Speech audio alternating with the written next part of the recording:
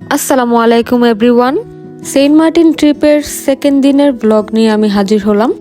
এটা হচ্ছে দ্বিতীয় দিন সকালে আমরা চেক আউটের আগে একটু রেডি হয়ে আবার বিচে যাচ্ছিলাম, কারণ রিসর্ট থেকে বের হয়েই পশ্চিম বিচ, খুব একটা হাঁটতেও হয় না, আবার অটোরিকশারও দরকার হয় না। তাই আমরা আবার একটু চলে গেলাম এই সুন্দর দৃশ্যটা দেখার জন্য। আগের দিন যেহেতু আমরা দুপুরে সেন্ট মার্টিনে পৌঁছেছিলাম আর বিচে আস্তে আস্তে প্রায় বিকাল হয়ে গিয়েছিল, ফটোশ্যুট করতে করতে সন্ধ্যা, তাই ভাবলাম আবার এসে একটু এনজয় করা যাক। আর এখানে আমরা একটা ক্যামেরাম্যান হায়ার করেছিলাম যে আমাদের ছবি তুলে দিচ্ছিলেন আর এই ভিডিওগুলোও করে দিয়েছে। আর এই ভিডিওটা হচ্ছে উত্তর বিচে। উত্তর বিচটা পশ্চিম বিচ থেকে হেঁটেই যাওয়া যায়। তো ওখানে আবার একটা গোলার দোকান ছিল যেখানে টক ঝাল মিষ্টি গোলা সেল করতেছিল, তো আমি একটা নিয়ে নিলাম। এটার দাম ছিল 80 টাকা, টেস্ট এভারেজ ছিল। দেন আমরা চেক আউট করে চলে গেলাম নতুন একটা রিসোর্টের উদ্দেশ্যে। যে রিসোর্টটা নিয়েছি সেটা ছেড়াদ্বীপ থেকে একদমই কাছে, তো সেই উদ্দেশ্যেই নেওয়া, কারণ আমাদের শেষ দিন ছেড়াদ্বীপে যাওয়ার টার্গেট ছিল। এটা হচ্ছে Sinbad experience resort and beyond. এখানে আমরা দুপুর দিকে পৌঁছাই। এটা হচ্ছে ওদের রিসেপশন এরিয়া। যাওয়ার কিছুক্ষণ পরই আমাদের ওয়েলকাম ড্রিঙ্কস দেওয়া হলো। এইখানে একটা মজার ব্যাপার হয়েছে, বলতে গেলে আমাদের লাক অনেক ভালো, কারণ আমরা বুকিং করেছিলাম এই রুমটা, যেটার রুম রেন্ট ছিল 4500, যেটা আমরা বার্গেনিং করে 3500-তে বুকিং করেছিলাম। কিন্তু এই রুমটাতে চেক ইন করার পর দেখলাম অনেক ধরনের প্রবলেম আছে, যেমন স্ট্যান্ড ফ্যান থেকে অস্বাভাবিক আওয়াজ আসে, আরও কিছু প্রবলেম ছিল। সেটা ওদের কমপ্লেন করার পরে ওরা আমাদের রুমটা চেঞ্জ করে দেয়।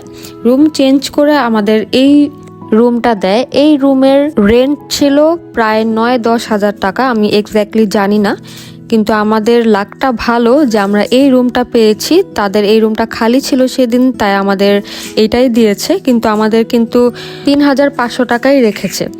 তো সেই হিসেবে বলবো আমাদের লাকটা সেদিন ভালো ছিল যে আমরা 3500 টাকায় এত ভালো একটা রুম পেয়েছি, কারণ ওই রুমটা ছিল একদমই ছোট, কোনো আয়না ছিল না। এখানে তো একটা আয়না আছে ড্রেসিং টেবিলের মতো, আর এগুলো সব রুমেই দেয়, তবে স্পেসটা বড় ছিল। ওই রুমে কোনো স্পেসই ছিল না, ইভেন লাগেজটা যে খুলবো বা গুছাবো ওই জায়গাটাও ছিল না। তো আলহামদুলিল্লাহ আমাদের এই এক্সপিরিয়েন্সটা ভালো ছিল, প্লাস লাকটাও ভালো ছিল যে আমরা এত কম প্রাইসের মধ্যে বা কম রেন্টের মধ্যে এরকম সুন্দর একটা রুম পেয়েছি। আর এটা ছিল ওদের ওয়াশরুমটা। ইকো কটেজের যে কোনো ওয়াশরুমই এই টাইপেরই হয়, এইটাও যথেষ্ট ক্লিন ছিল, আর ওয়াশরুমটা বেশ বড়ও ছিল, যেটা অনেক ভালো লেগেছে। দেন আমরা ফ্রেশ হয়ে চলে গেলাম লাঞ্চ করতে, কারণ অনেক ক্ষুধা লেগেছিল। আমরা অর্ডার করেছিলাম একটা ফ্রাইড রাইস আর সাথে একটা ফিশ নিয়েছিলাম, এটার নাম ছিল ফ্লাইং ফিশ। এই দুইটা মিলে আমাদের বিল এসেছিল 730 টাকা। তারপর আমরা চলে যাই প্লে জোনে। এখানে আজলান অনেকক্ষণ খেলাধুলা করেছে, ওর এই জায়গাটা অনেক পছন্দ হয়েছে। এরপর বিকাল দিকে আমরা চলে যাই সিক্রেট বিচে। এইটা হচ্ছে সিনবাদ রিসোর্টের একদমই কাছে। এই যে ওরা আজকে একই রকম ড্রেস পরেছে, বাবা ছেলে।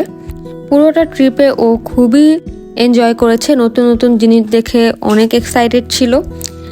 আমরা চেষ্টা করেছি কিছু ক্লিপ নেওয়ার, যেহেতু এখানে সানসেট হয়ে যাচ্ছিল, তো আমিও কিছু ভিডিও করে নিলাম। ভিডিও করার সময় পিছনের লোকটা যে এইরকম পোজ দিয়ে আছে সেটা আপনাদের ভাইয়া দেখে নাই। যাই হোক, একটু পরেই দেখি অলমোস্ট সানসেট হয়ে যাচ্ছে। আমি আরও কিছু ছবি তুললাম, আমরা ফ্যামিলি ছবি তুলেছি, ভিডিও করেছি। ওখানে বেশ কিছু ব্লগাররা এসেছিল। তো এই যে ফাইনালি সানসেট হচ্ছে, খুবই সুন্দর একটা ভিউ। সানসেট দেখে আমরা রুমে চলে এসেছিলাম, মানে রিসর্টে চলে এসেছিলাম। অনেকক্ষণ রেস্ট নেওয়ার পরে আমরা আবার রাতে বের হয়েছি ডিনার করার উদ্দেশ্যে। ডিনারটা আমরা দুপুরবেলায় অর্ডার দিয়ে রেখেছিলাম। দুপুরে আমরা তেমন কোনো আইটেম পাইনি, তাই সিম্পল ভাবেই লাঞ্চ করেছিলাম। আর আমি এই টাইমে একদম রিল্যাক্সে, একদম কমফোর্টেবল একটা ড্রেস পরে বের হয়েছিলাম ডিনার করতে। তো আমরা রেস্টুরেন্ট এরিয়াতে গিয়ে কিছুক্ষণ বসার পর আমাদের খাবার চলে আসলো। আমরা অর্ডার করেছিলাম একটা কোরাল বারবিকিউ, একটা ক্র্যাব আর লবস্টার সাইজটা একটু বেশি ছোট, আর নিয়েছিলাম পরোটা।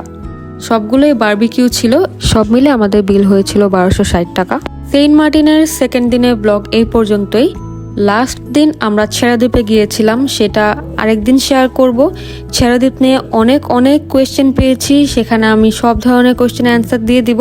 আজকের ভিডিও আর বেশি বড় করলাম না। আজকে এই পর্যন্তই থাক।